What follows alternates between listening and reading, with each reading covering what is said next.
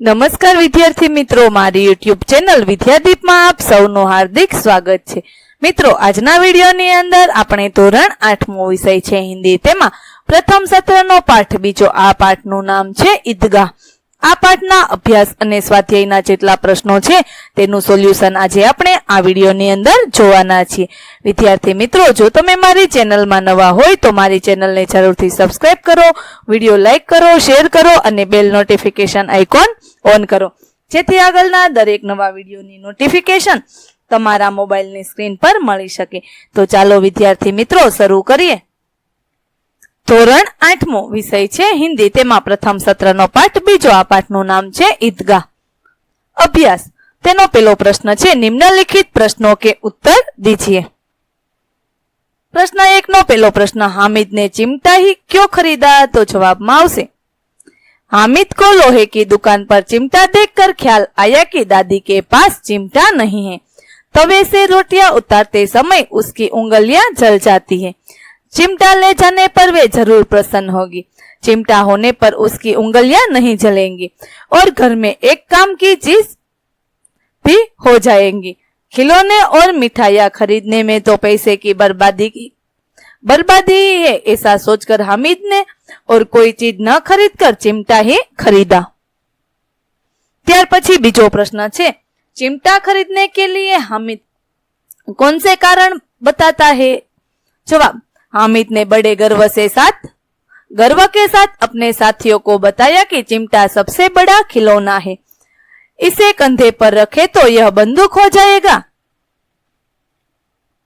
हाथ में लेने पर फकीरों का चिमटा हो जाएगा। चिमटे से मंजीरे का काम भी लिया जा सकता है। यदि वह एक चिमटा जमा दे तो सभी के खिलौनों की जान निकल जाए। उसका चिमटा तो बहादुर शेर है, वह आग पानी में, आंधी तूफान में बराबर डटा रहेगा। इस प्रकार हामिद ने चिमटा खरीदने के पीछे ही कई कारण बताए और उसकी सर्वोपरिता सिद्ध की। तीसरा प्रश्न, बूढ़ी अम्मा का क्रोध स्नेह में क्यों बदल गया? जवाब, हामिद के चिमटा लाने पर अम्मा को दुख हुआ। उसे हामिद की नासमझी पर क्रोध भी आया। हामिद ने दादी से कहा कि रोटियां पकाते समय तुम्हारी उंगलियां जल जाती थी, इसीलिए मैं चिमटा लाया हूँ। यह सुनकर बूढ़ी अम्मा का क्रोध स्नेह में बदल गया। हामिद के त्याग, सद्भाव और विवेक पर वह न्योछावर हो गई।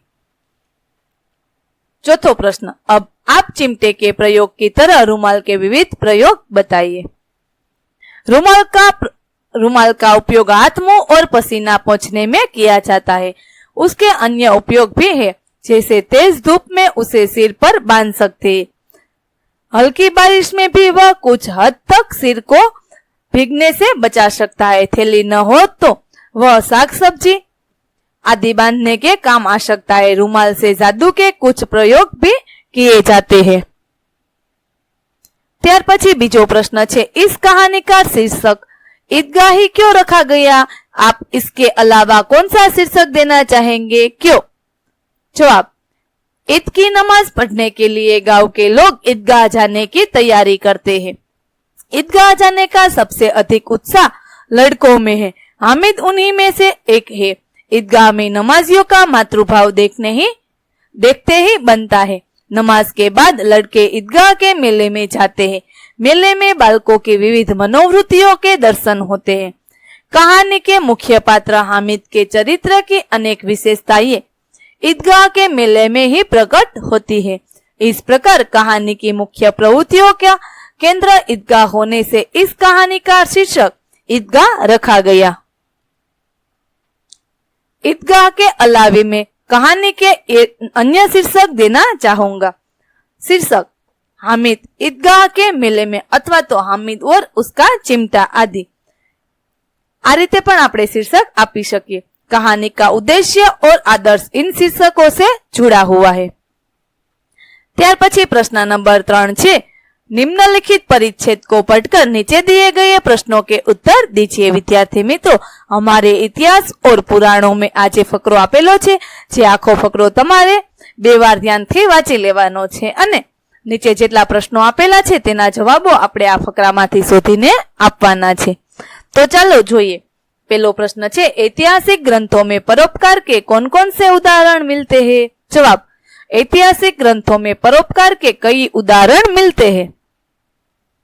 पहलू, महर्षि दधीची ने मानव कल्याण तथा असुरों के विनाश के लिए अपना शरीर त्याग दिया था। बीजू, राजा सिबी ने अपने अंग का दान देकर एक कबूतर के प्राण बचाए थे। तीजू, महर्षि दयानंद ने विष मिलाकर प्राण लेने वाले रसोइये जगन्नाथ की जान धन देकर बचाई थी।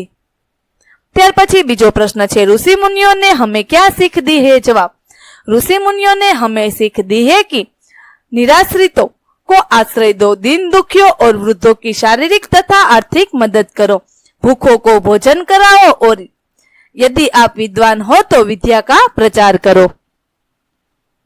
ત્યાર પછી ત્રીજો પ્રશ્ન છે, देश एवं समाज की उन्नति किस प्रकार होगी? जवाब, यदि सभी लोग अपनी सामर्थ्य और शक्ति के अनुसार परोपकार करते रहे तो देश और समाज की उन्नति होगी। चौथो प्रश्न, विलोम शब्द लिखिए। आश्रित तो तेनो विरोधी शब्द थશે अनाश्रित અને अवनति तो तेनो विरोधी शब्द थશે उन्नति। ત્યાર પછી પ્રશ્ન નંબર 5, परिच्छेद के आधार पर अपने साथियों से पूछने के लिए 3 प्रश्न बनाओ। અહીં આપણે પ્રશ્ન બનાવ્યા છે તે જોઈએ। પેલો પ્રશ્ન બનાવ્યો છે, भारतीय समाज में युगों से क्या प्रवाहित होती रही है परोपकार की गंगा। बीजो प्रश्न, सभी धर्मों का मूल क्या है। तीजो प्रश्न, परोपकार के लिए लोग क्या क्या करते हैं।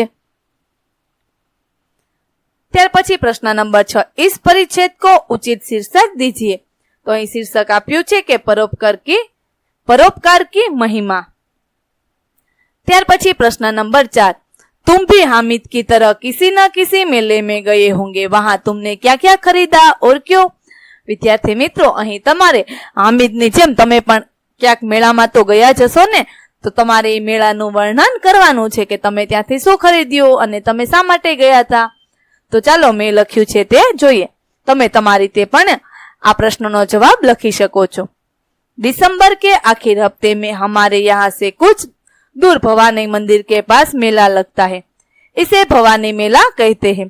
पिछली बार मैं भी अपने मित्र के साथ इस मेले में गया था। मेले में तरह तरह की चीजों की दुकानें थी। समझ में नहीं आ रहा था कि क्या लूं क्या न लूं। मेरे पास ज्यादा रुपये नहीं थे, इसीलिए सोचा कि जरूरत की चीजें ही लूं। मेरे पास लिखने के लिए अच्छा पेन नहीं था। दुकानदार के भरोसा दिलाने पर मैंने एक पेन खरीदा। ठंडी के दिनों में दादाजी के कानों में ठंडी हवा लगती थी, उनके लिए मैंने गुल्लूबंद खरीदा।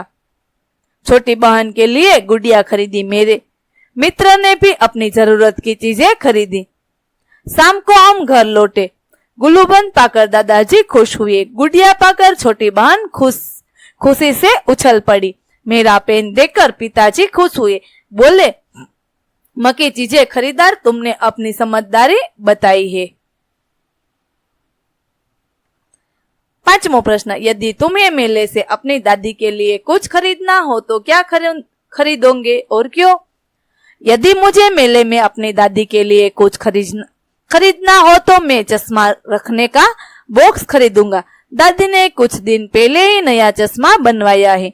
चश्मे के साथ बॉक्स मिला था, पर एक दिन बॉक्स दादी के हाथ से गिरकर टूट गया। अब दादी अपना चश्मा सुरक्षित रखने के लिए बहुत चिंतित रहती थी।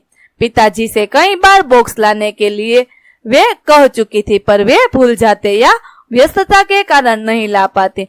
इसीलिए मेले में यदि अच्छा बॉक्स मिलेगा तो मैं सबसे पहले वही खरीदूंगा। अपनी जरूरत की चीज पाकर दादी बेहद खुश होगी और मुझे दिल खोलकर आशीर्वाद देंगी। ત્યાર પછી પાઠ બીજો છે તેનું સ્વાધ્યાય આપેલું છે। તેમાં પહેલો પ્રશ્ન છે, નિમ્નલિખિત प्रश्नों के उत्तर दीजिए।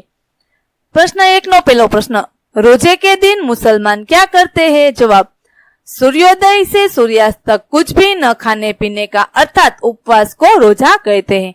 बीजो प्रश्न, रमजान ईद के दिन मुसलमान लोग कहाँ जाते हैं। जवाब, रमजान ईद के दिन मुसलमान नमाज अदा करने के लिए ईदगाह जाते हैं। तीजो प्रश्न, दुकानों में कौन कौन से खिलौने मिल रहे हैं। जवाब, दुकानों में सिपाही गुजरिया, राजा, वकील, विस्ती, धोबिन आदि मिट्टी के खिलौने मिल रहे थे।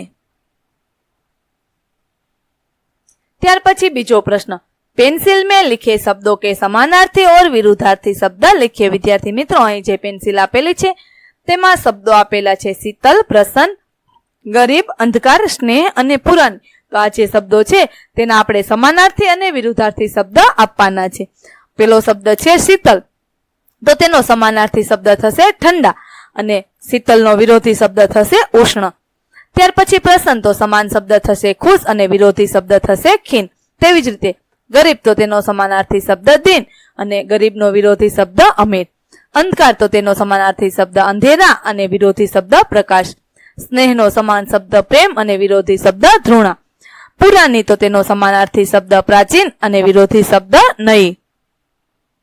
ત્યાર પછી પ્રશ્ન નંબર 3 છે મુહાવરે, અર્થ ઓર વાક્ય પ્રયોગ। વિદ્યાર્થી મિત્રો, અહીં આપણે જે મુહાવરો આપેલો છે તેનો અર્થ અને વાક્ય બનાવવાનું છે। પેલું છે बेड़ा पार लगाना, तो तेनो अर्थ है संकट से बचाना। वाक्य, भगवान ही गरीबों का बेड़ा पार लगाता है। बीजू, बाल बाका न होना, तेनो अर्थ है जरा भी नुकसान न होना। वाक्य बनाव्યું છે डाकुओं ने गोलियां चलाई थी पर किसी का बाल बाका न हुआ। ત્રીજું છે छाती पीट लेना, तेनो अर्थ है दुख प्रकट करना। वाक्य बनाવ્યું છે बेटा गुस्से में आकर चला गया तो मां ने छाती पीट ली। चौथुं छे दिल चीरना, तेनो अर्थ से बहुत दुख पहुंचना। वाक्य बनाव्યું છે बेटे की बुरी करतूतों ने मां का दिल चीर दिया। ત્યાર પછી પ્રશ્ન નંબર 4, रूपरेखा के आधार पर कहानी पूर्ण कीजिए। विद्यार्थी मित्रों, અહીં જે મુદ્દાઓ આપેલા છે તે મુદ્દાઓ પરથી આપણે વાર્તા બનાવવાની છે। વાર્તાનું નામ છે સચ્ચી मां अथवा तो न्यायाधीश का फैसला। किसी नगर में 2 स्त्रियां पास पड़ोस में रहती थी। उनमें एक स्त्री बड़ी चालाक और झगड़ालू थी, उसके कोई संतान नहीं थी। दूसरी स्त्री बड़ी सरल और मिलनसार थी, उसके एक बेटा था। पाजिए, एक बार संतान वाली स्त्री अपने बच्चे को घर में अकेला छोड़कर बाहर गई हुई थी। मौका पाकर निसंतान स्त्री बच्चे को पालने से उठाकर ले गई, फिर वह फौरन बाहर चली गई। बच्चे के गुम हो जाने पर बच्चे की मां बहुत दुखी हुई। उसने किसी तरह अपनी चोर पड़ोसिन का पता लगाया और उसके पास जाकर अपना बच्चा मांगा। तब उसने कहा, यह मेरा बेटा है, मैं न दूंगी, जो चाहे सो कर लो। दोनों में खूब झगड़ा हुआ। तब लोगों ने उन्हें न्यायालय में जाकर झगड़े का निपटारा करने की सलाह दी।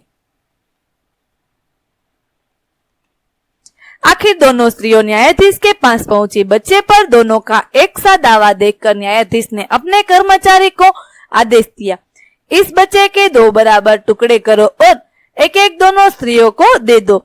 न्यायाधीश का फैसला सुनकर निसंतान स्त्री तो चुप रही, पर बच्चे की मां रोकर कहने लगी, हुजूर आप बच्चे को मारिए मत, चाहे तो उसे ही सौंप दीजिए, इस तरह मेरा बेटा जीवित तो रहेगा। चतुर न्यायाधीश फौरन समझ गया कि दोनों में सच्ची मां कौन है। उसने सच्ची मां को उसका बच्चा सौंप देने और निसंतान स्त्री को हिरासत में लेने का हुक्म दिया। आ वार्ता परथी आपने सीख मळे छे कि आखिर सत्य की ही विजय होती है। ત્યાર પછી 5મો પ્રશ્ન છે निम्नलिखित अपूर्ण कहानी को अपने शब्दों में पूर्ण कीजिए। तो अधूरी वार्ता આપણે પૂર્ણ કરવાની છે। मौसम में ठंडक बढ़ने लगी थी।